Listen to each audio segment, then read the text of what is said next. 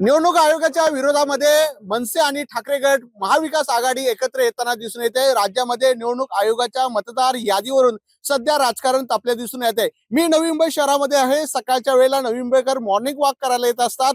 अशा वेळेला ठाकरे गट आणि मनसे एकत्र येत आहे, जनजागृती करतायत। उद्या मनसेचा आणि महाविकास आघाडीचा असा भव्य दिव्य असा मोर्चा असणार आहे। त्यामुळे नवी मुंबईकरांशी मतदारांशी संवाद साधताना दिसून येत आहेत, कारण निवडणूक आयोगाने जो घोळ घातलेला आहे याच संदर्भामध्ये आता मनसे आणि ठाकरे गट आक्रमक झालेले आहेत। त्यामुळे उद्या सुद्धा असा भव्य दिव्य मोर्चा जो आहे महाविकास आघाडीचा असणार आहे।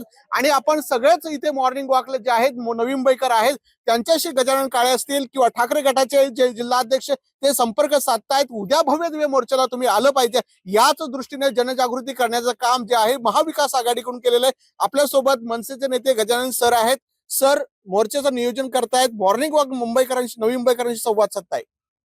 हे मुळात मला एक कळत नाही, भारतीय लोकशाहीमध्ये आणि संविधानामध्ये मतदार राजा हा सर्वोच्च असतो आणि तो ज्या मतदार यादीच्या आधारे या देशाचं आणि राज्य सरकार किंवा स्थानिक स्वराज्य संस्थेमध्ये आपले लोकप्रतिनिधी निवडत असतो, त्या मतदार यादीतच सत्ताधाऱ्यांनी 2014 पासून घोळ करून ठेवलाय। राहण्याचा पत्ता काय? सुलभ शौचालय।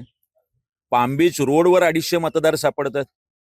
याच्यात कहर म्हणून की काय अजब गजब की दुनिया आणि निवडणूक आयोगाचं 8वं आश्चर्य, नवी मुंबई महानगरपालिकेच्या शासकीय निवासस्थानावरती सुद्धा 150 मतदार सापडतात।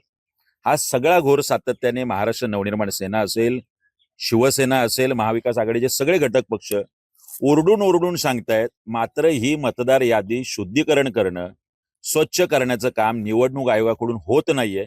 याचा निषेध म्हणून आणि तात्काळ ही निवडणूक यादी शुद्ध करावी म्हणून सन्माननीय उद्धव साहेब असतील, राजसाहेब असतील, महाविकास आघाडीतले सगळे घटक पक्ष असतील, निवडणूक आयोगावर देशातला हा पहिला उद्याचा मोर्चा 1 नोव्हेंबरचा फॅशन स्ट्रीट इथून दुपारी 1 वाजता सुरू होणार आहे।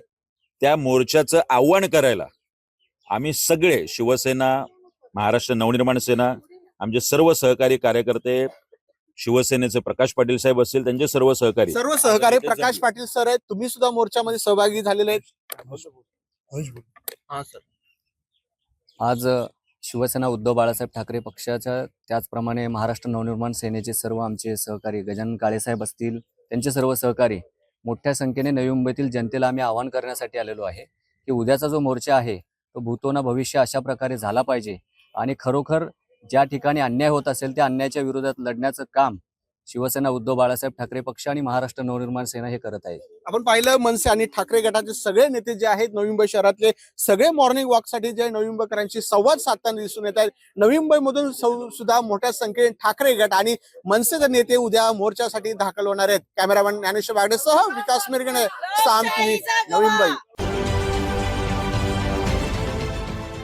देश विदेशातील प्रत्येक घडामोडींचे लाईव्ह अपडेट मिळवण्यासाठी आता साम टीव्हीच्या सर्व सोशल मीडिया प्लॅटफॉर्मला लाईक, फॉलो आणि सबस्क्राईब करा। तसंच सर्व नोटिफिकेशनसाठी बेल आयकॉन प्रेस करायला विसरू नका।